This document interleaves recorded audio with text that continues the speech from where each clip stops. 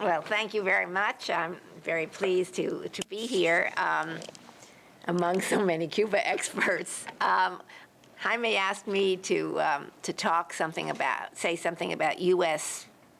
possible policy, how the U.S. government might react. I have some other things to say, too, on the basis, I'm sorry I missed Jaime's, but since Jose condensed it into 2 points, maybe I could deal with it.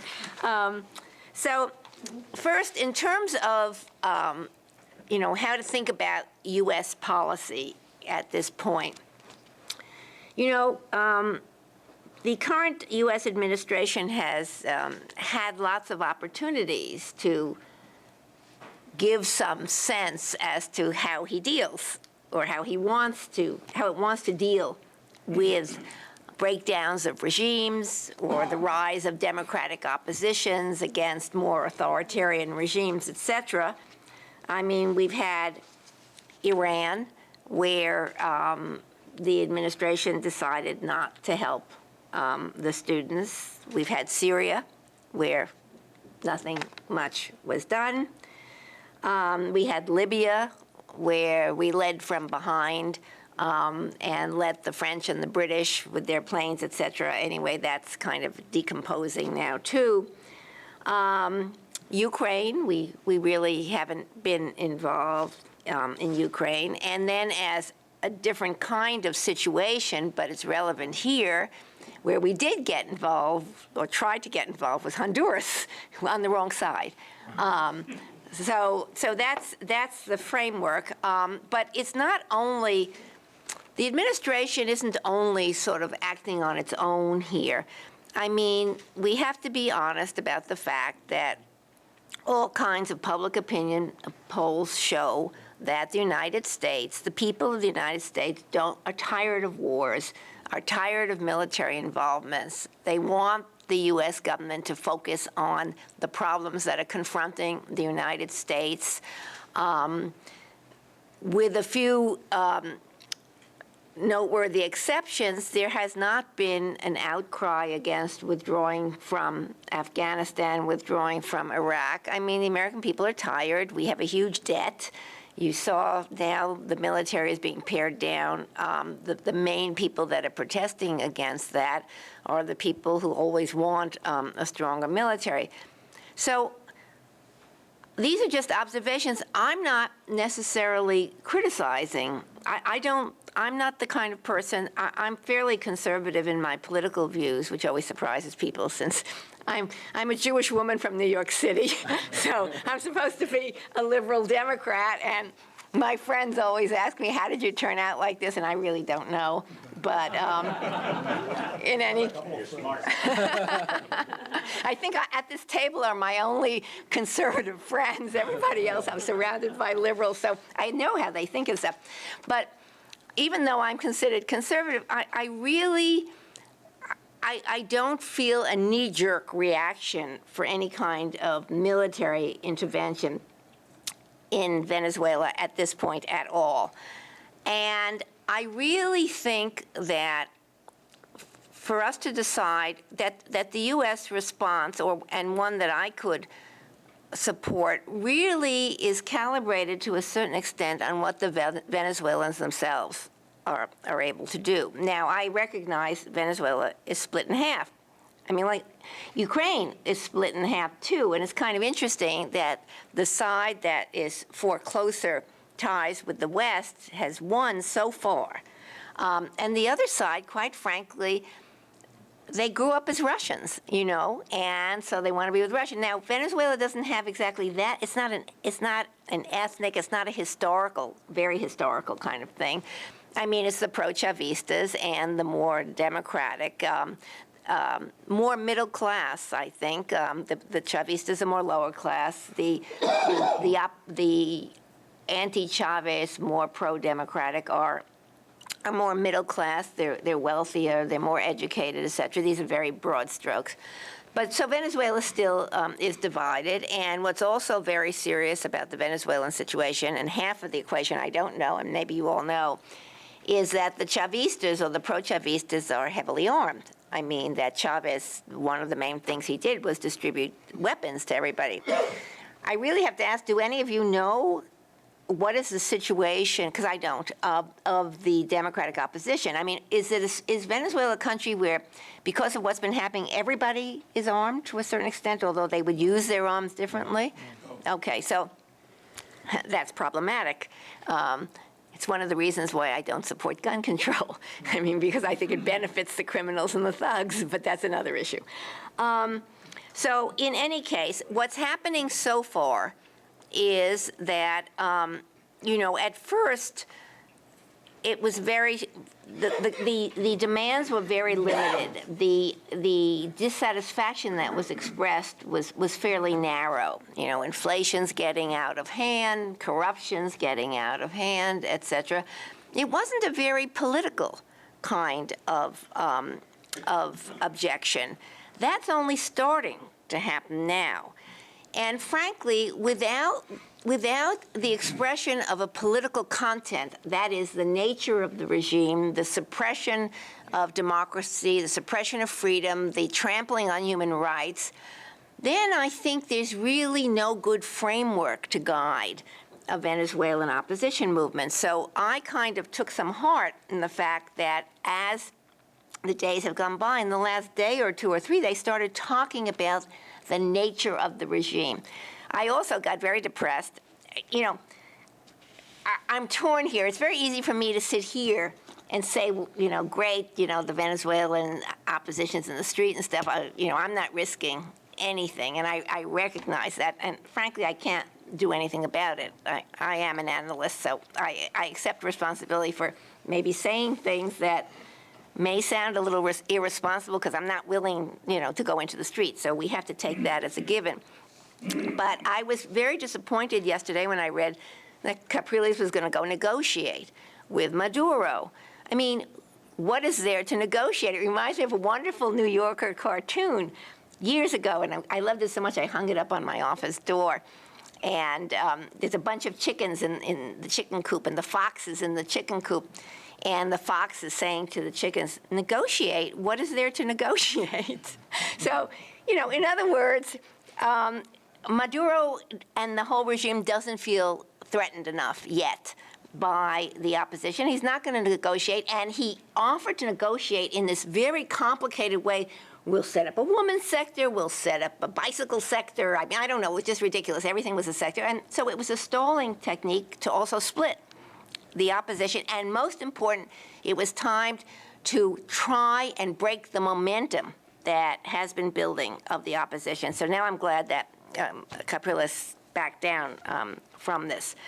I don't think that, I know some people have said that this may be the last chance that the Venezuelan opposition has, because if they lose it now, if they lose the momentum and they're defeated now, it's hard to see, with one exception, which I'll talk about in a minute, it's hard to see how they gain the momentum again.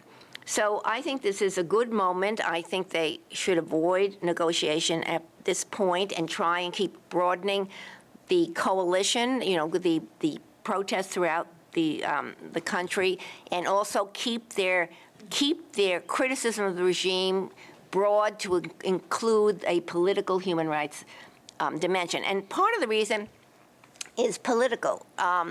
It's interesting. There's this idea that in the United States, the only party that supports military intervention is the Republican Party, and the Democratic parties, they're a bunch of pacifists, and they don't like to intervene. Well, they've intervened a lot. The difference is what they intervene for. The way to mobilize Republicans to intervene or to take some kind of action is to talk about threats to U.S. national security. That totally turns many Democrats off. In fact, most Democrats. The older Democrats, the Harry Truman ones, all the way up through John Kennedy, for example, they were very conscious of national security. Since McGovern in '72, the Democrats have switched. What mobilizes Democrats to action are the perception that human rights are being trampled on. So, in a sense, you have a growing possibility here that Republicans and Democrats might be able to come together to really severely criticize the actions of the Maduro administration in terms of, the murder, the torture, the maiming, the imprisonment, all of these things going on. And in fact, our lawmakers here in not only in southern Florida, but I mean, the state, Governor Scott, Marco Rubio, Nelson, Debbie Wasserman Schultz, Ileana Ros-Lehtinen, they're all, I mean, the Cuba issue, they've been united around, but they've all been suggesting certain things that the United States could do. Some of the things that they suggest make sense at this point, and in fact, some of them, I remember Otto Reich, when he was Assistant Secretary of State for Latin America, did this kind of thing. Just to review a few of them that I think make sense, at this point. Governor Scott suggested that we start imposing sanctions such as freezing the U.S. bank accounts of Maduro and his cronies. Now, I don't know how, that's another question I have, if the panel knows, is it a high percentage of their ill-gotten wealth that isn't in the United States, or they had a fear that this might happen, so they're not gonna, they didn't put it mainly in the United States? I don't know. But I would assume they have a significant amount of money here. But that's something that would be interesting to try and get a handle on. And that Scott also said that this freezing of bank accounts should be applied to anyone involved in attacking peaceful demonstrators. Otto used it and advocated one time for corruption, that anybody who was very corrupt, who wanted to come to Disneyland or something, they weren't going to get a visa or something like that. This is different, the bank accounts. Senator Nelson suggested a letter to the Inter-American Commission on Human Rights requesting an investigation into the Venezuelan government's crackdown on the protesters. Mario Diaz-Balart and Ileana said that they plan to file legislation to block U.S. visas and financial transactions for Venezuelan government officials tied to any repression against the demonstrators, and that that the measures would also apply to those who have participated in human rights violations.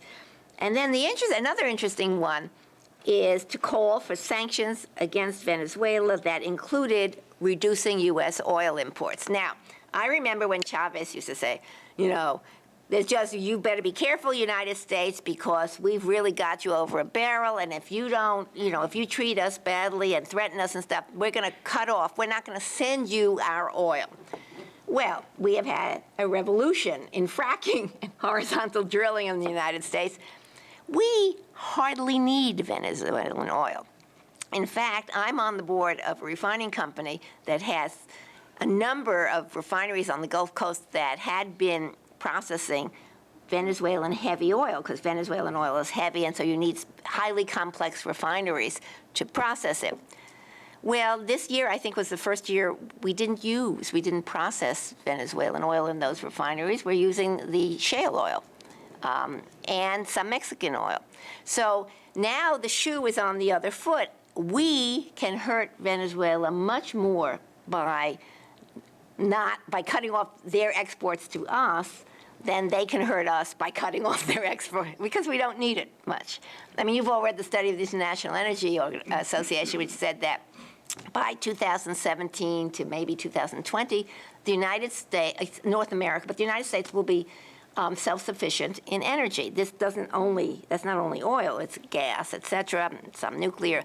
And so Venezuela now needs us much more. Okay, so that's one thing.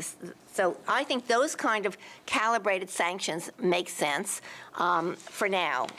If it turns out that a high degree of firepower is concentrated against the Democratic opposition that has nothing, then I think we have to revisit it, and whether we do it clandestinely or whatever, I don't know, or somebody has to do it. Now, Jose mentioned the Latin American countries.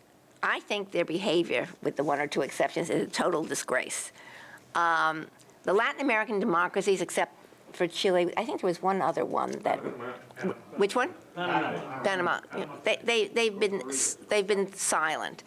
Part of it is that they're making money hand over fist in some cases, like Brazil with Odebrecht in Cuba, etc. Sometimes it's latent or not so latent anti-Americanism. Sometimes it's a fear of their own left. In Santos's case, obviously he's engaged in negotiations with the FARC now, so he's very limited in what he feels he could say, I assume. But I think that, well, we'll see what happens, but I think it is both total cowardice and a lack of morality, really. I mean, the left has, much of the left in Latin, the so-called democratic left isn't very democratic, and it doesn't have any sense of morality. And the other democracies still feel, in many cases, too weak and scared of their own lefts and scared of being accused of I don't know what. They might still come around, but at this point, they're very disappointing. Now, the other thing I wanted to mention, how many minutes would I have? Just a couple? Oh, I don't know. No, I don't want to speak too much. Maybe I already did. The economy. I think this is a key thing, a key factor right now. There's an interesting article by Roger Noriega, I don't know how many of you have seen it, where he bases it on leaks from a source in the central bank. I don't know if it's true or not, but it seems some of the Wall Street analysts have been corroborating. This is an economy on a downward spiral that is really running low on reserves. It is very short of dollars. It imports about 90% of what it consumes. And did you see they just changed it? I'm not an economist, but you are, so maybe you can. That the attempt to control, the access to dollars has been loosened because they need dollars so badly that they're willing to let businesses, get dollars or whatever. They almost have no money now. In Roger's article, he puts it at $22 billion. Of which he says, I wrote it down somewhere, but where are my notes? Of which he says, 12 million is held in gold, which is the kind of security for China. It's collateral to the $30 billion loan that China gave. Then he said of the others, there's about 7.5 billion in bonds, used to be U.S. Treasury bonds, which of course are worth something. And then the Maduro administration brilliantly switched them for bonds from Argentina, Nicaragua, Bolivia. You get the idea. So they're worthless and not even worth what's on the face value. So the estimate in Roger's article was that that really the administration has only about $500 million. What was it? 500. 5 billion? Was it 500? I think it was 5 billion. Wait, I have it here somewhere, but I think it was 5 billion. It's very little. It's apparently 2 weeks' worth of imports that they have. Here, he says, what's left in the bank is less than $500 million, which would cover the cost of about 2 weeks' worth of imports. So shortages of essential goods will worsen in the days ahead. So that has to be a very destabilizing fact if it's true. I mean, we're dealing. So these protests are coming at a time when the economy is truly spiraling out of control. I'm not going to talk about the Cuban element of it, except that I think any Cuban American that would like to see an end to the Castro regime should go join the Venezuelan Americans who are demonstrating so that the Venezuelans in Venezuela will, and maybe even the Cubans may find out in Cuba that there is a big group of support. I mean, that's another thing we've never talked about, why the Cubans never revolt. I mean, I understand we call it a totalitarian regime and all of that, but it's not as totalitarian as it was, and so I'll leave that thought on the table. Okay, so I think I've covered most of the points I've wanted. I do think we just have to keep showing, our support and maybe communicating with our lawmakers and going to the demonstrations if you feel so moved. But I really think the Cubans should broaden out, and if they are serious about wanting a change in Cuba, they should help the Venezuelan opposition at this point and support them, at least in demonstrating, et cetera. I don't know how it's going to come out.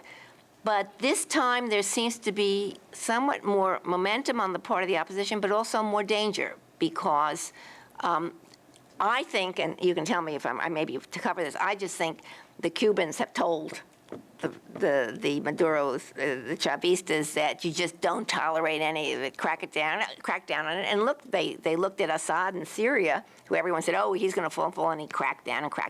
He's there now. So anyway, I'll leave it with that. I know we have a lot to talk about. Thanks. Thank you, Susan. I'd like to